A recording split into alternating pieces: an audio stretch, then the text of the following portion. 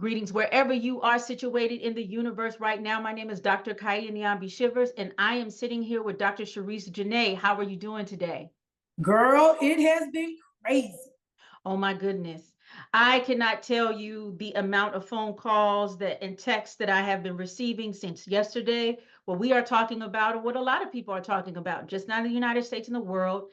There are reports that former president and current presidential candidate Donald J. Trump was attempted, or there was an attempted assassination on his life yesterday at a rally in Butler, Pennsylvania, which is in Western Pennsylvania, about an hour's drive north of Pittsburgh. Now, the shooter that was identified is a 20-year-old by the name of Thomas Matthew Crooks, who's from Bethel, Pennsylvania, a registered Republican who also has donated in the past. They said that Crooks was killed uh, in this attempted assassination. As well, there has been another death that has been reported. Corey Comperatore, excuse me, who is a former fire chief, and he was there attending the rally with his family, and he was also murdered. Trump, however, was nicked in the ear, um, as the reports are saying, and so he moves forward. This is a very interesting time right now. We have been talking just lightly, but our conversations have been very salient about what this year election would look like. And the channels have been proving us right. It is getting hot in here and hotter, hotter, hotter. But I don't want to make this is some very serious times. And but I wanted you to first give me, what are your initial thoughts when these reports came in? Well, I actually got to see some of the live coverage and watched him getting down at the podium, or almost getting down at the podium because he was too busy putting his fist up. And I've watched the recording over and over and over again, and there's some suspicious activity to me. If you pay attention to the video, you'll see that Trump's face is slightly turned, almost as if he was anticipating something. Now, I want to be very fair here to say that he is very theatrical in these rallies, but his face was turned. I mean, primarily for about about 2 minutes almost before the shots came. It nicked his ear. We know that the shooter that you described was outside of the perimeter, was not inside of the areas that would have been checked for weapons. As you could, at rallies, that is something that's typically done. And so for a shooter that's outside the perimeter to be able to shoot with that level of specificity and just get your ear, I think is questionable. But what I do think that people should hone in on is the political theatrics of it. The idea that now, walking into the Republican National Convention, there may have been some internal rumblings about uh, Trump being replaced. We have talked a lot about Biden being replaced on the DNC side, or the possibility of that after his poor debate performance. And so now I think that there have been conversations loudly on the Democratic side, right, but quietly on the Republican side. And now this level of political theatrics ensures that he is not removed at the top of the ticket. Well, you and I both know that all of the details of exactly what happened are still coming out. You had live feeds about with from people who were there, who were reporting what they saw. One, I thought that was very particularly interesting, was there was this gentleman, and it was on BBC News that I saw it, who was outside of the perimeter. He had red hair. And he said that he, along with some friends, were looking at it. They could not see Trump or the rally taking place, but it was loud enough to hear. And they saw who he said was the shooter crawling with the high-powered rifle. And according to this news feed, they had attempted to alert authorities, but the authorities were, not responsive to their concerns, which for me, and what we're also hearing now, a lot of people are saying that this was a failed security This was a failed security, what do you want to call this, operation that went on, that things could have been handled a lot more better, which bears to question, what exactly was happening behind the scenes, in front of the scenes, and Well, all of these conflicting stories, right? Okay. well, to that point, right? Let's just talk about the nature of the event, right? Secret Service hates um, outside events, and one of the biggest reasons I know this is that as an alumnus of Howard University, when Obama came to Howard University to give a commencement speech, the only way that they were agreeing for him to do so was for him to be brought onto the stage, because he did it while he was a sitting president, to be brought onto the stage basically minutes before his address, and then for him to immediately leave the dais after he finished his address, right? So that the window in which they had to secure him from all these different angles in an open field was limited, right?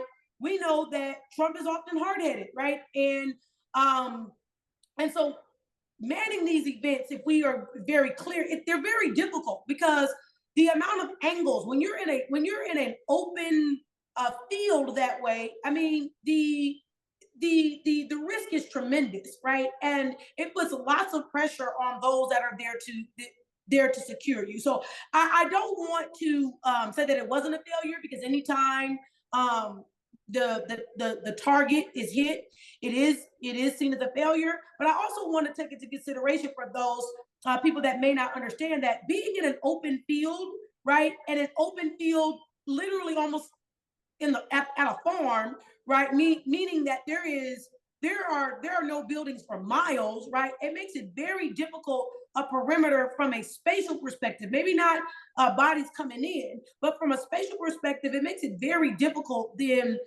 to remove all threats. So I will say that, and I will also say when we're talking about Secret Service, there have been multiple reports that Secret Service has a hard time dealing with Donald Trump, right?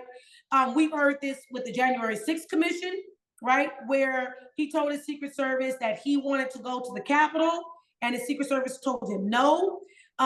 We know that his Secret Service had issues with him just recently in New York, right? There are reports that there were issues with him recently in New York and during that trial, right? When someone lit themselves on fire, right, outside of his trial up there in New York. So we also know that his detail, there's been reports of them having issues keeping Trump safe. Mm. Thank you for those points. And certainly what is for sure is, moving forward, the detail on both sides are going to be intensified, because this is a high stakes race in multiple different ways. But I wanted to switch a little bit to the current president, right, and the contender of the Democratic Party, Joe Biden's response of the matter, which was very brief. He actually, I think, is doing a press conference right now as we're talking about it. But he, shortly after, or when enough information was gathered, he gave a very short response. What do you think about his response? Well, I was very encouraged by his response. You could tell he was unscripted. You could tell that he came out and he denounced violence. I think that's extremely important in this political atmosphere, to denounce violence. I appreciated also that it was evident and clear that he had tried to reach out to Trump and the campaign. And at that time, it seemed, or it appeared to be, that the White House was not successful in getting a hold of him. But it was very clear to me with his response that the idea of political violence, or encouraging it, or accepting it, was wholeheartedly denounced. It also, to me, showed Joe Biden's fitness, right? He was able to come to the podium without prepared remarks, respond, and even was able to take a question, right? He didn't engage the media, like you said, it was brief, but he did take one question and responded to that question, I think, appropriately. I think we in this country are in a dangerous situation when a political candidate from either side of the aisle has to then worry about or contend with being assassinated, whether that be from some of their own supporters or from people that may not necessarily support them. I wanted to move back, and I forgot to mention this in terms of my assessment. I thought it was very odd for me after Trump got shot. There were two things that were pretty odd to me. Was that one, he was worried about getting his shoes on, putting his shoes back on. I don't know. And let me explain something. I'm from South Central Los Angeles. All right, when it was landed a scandalous, not scandalous, but when scandalous. And when you heard shots, what you do, you run. You know what I mean? You book. You're out, right? So for me, that was just a very odd response that he wanted to put his shoes on and he wanted to throw up a black fist. I'm sorry, I said a black. Oh, Well, no. Let's leave it. Let's leave that right there. Because I think that a Freudian slip was purposeful, right? Because I truly believe that Trump is trying to do everything in his power to then, in many ways, fracture in some ways the black vote, attracting black men by saying, hey, look, I'm like you. I got 34 felonies. 10 shots, 7 shots, now he popped. Okay. Right. I truly believe that your Freudian slip and calling it a black fist is really what it was, and in many ways adds to this political theater, right? Because putting up your fist means what? There's a particular sign that means to a particular set of people. Now, I know that many will say it was him being strong or him being whatever, but that was the Black Power fist that the Black Panthers used, and I'm from Oakland, California, and let me be very clear with you. When shots ring out, you can leave your shoes, okay? So this idea about looking for your shoes, throwing up the fist, all of these things, in my opinion, make it add to the idea. Let me say it that way. That it adds to the idea that this was far more political theater. Yeah, and I must say this: I do not in any way condone violence in any way, right? But I was looking just at the optics, especially been in political spheres where violence was a serious concern for the person who I was around, who was a political representative at the time. But I want to go towards what we talked about. One other thing though here that I think is important that you mentioned earlier in your reporting on this is that that a fire chief was killed, right? Right. And I think that as the investigation goes on, I think there's more to that part of the story as well, because the fire chief, right? That's a very prominent position, right? We're not talking about a fireman. We're talking about the fire chief, right? And so I think that as this story unravels, we may not get all the details, but I think there's some level of connection about why this fire chief, right, is the one that is dead. Right. It's a former fire chief. I don't know exactly where he served. He is being termed as a hero, according to the reports that I saw before us getting on the call. He jumped in front of his family to save his family. But what we're seeing is that there is this narrative that is being built around this moment about Trump being strong to withstand this test towards his life and so on and so forth against a Biden who had up until now been projected as being too frail to run and hold office for 4 more years.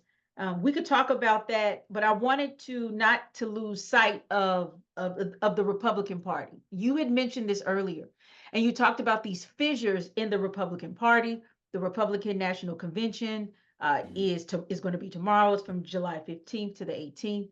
What does this say about the mood that is going to be in the convention, or perhaps how this will shift it?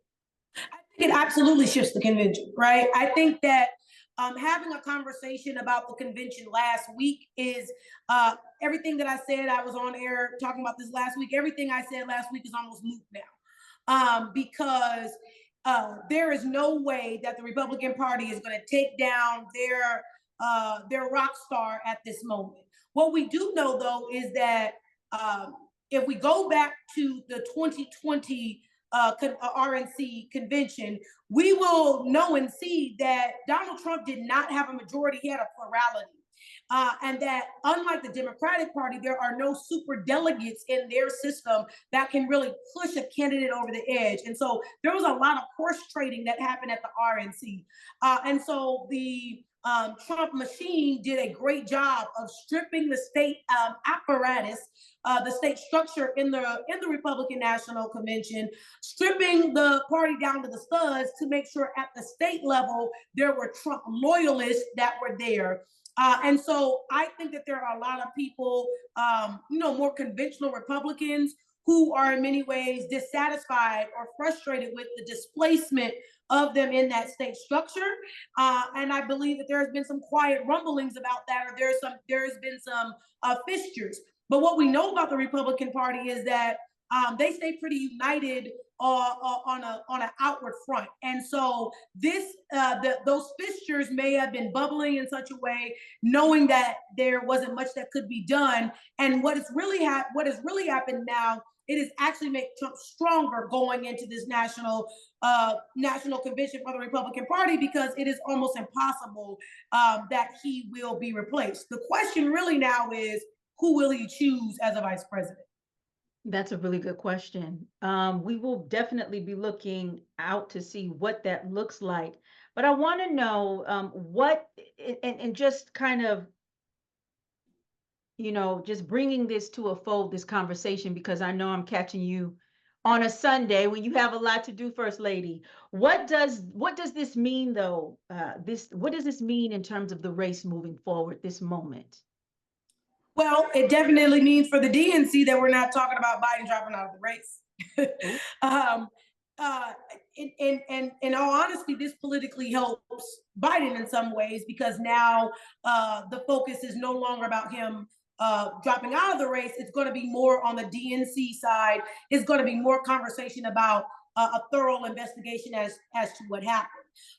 The Biden is in the position of being statesman currently, right? He is currently the office holder, and by currently being the office holder, he has the ability to use the Department of Justice to its full extent to see what, to do an investigation to understand what has really happened here. I think the thing that is going to be the most fascinating about how this moves forward is, does this then mean that the Biden administration gets Donald Trump more security, right? Does this then mean that we start looking at more officers, more federal resources used then to protect Trump? And I think that's the way. I think that is definitely going to be the decision that's made. But it'll be interesting to see how that folds out, and how the use of the taxpayer dollars and the use of the DOJ that the Republican Party in many ways wants to get rid of, how that'll play out. Because that's what I think this shifts to. It shifts to the importance of these agencies. It shifts to the reason why certain apparatuses in our government exist. Many of the apparatuses that the Republican Party is asking to dismantle. Thank you. I just want to say, one of the things that when I was looking at this all yesterday, I just thought about the media frenzy that was created, and how that is what Donald Trump is really good at. He knows how to capture mainstream media, and keep them so wrapped in this spell, that a lot of the issues and things that need to be reported on, the everyday stuff, gets kind of swept under the rug. So the stakes are definitely high moving forward, and this is definitely going to be in the press. That's what I wanted to say as a press member. But those press members, please do not forget those local stories and those local elections that are going to be very, very critical. I'm going to, though, give the last thoughts to you, Dr. Sharice Janae. I think that at this moment, if you are someone that is on the fence about voting or not voting, I think the chaos that you are seeing ensue is your reminder why it is imperative for you to vote. And not just voting for a president, voting down the ticket, as they say, voting in those school boards, and for judges and for prosecutors, right? This moment, I think, is the moment to remind people that voting is imperative, and it is what makes you a citizen of these United States. And without your ability to vote, your citizenship is severely hampered. So I take this moment to say to everyone that is watching the frenzy, go vote. Thank you so much, Dr. Cerise Janae. And now we got to go. I'll see you definitely in a couple of days. Thank you. Have a good one. It's more than gossip and chatter, covering current affairs that matter. We talk issues with professional views, all keeping you in queue. We wanted a higher vibe for these days and times, to free the voices and minds, reporting the sign of the times, so all can build, let's shine, yeah.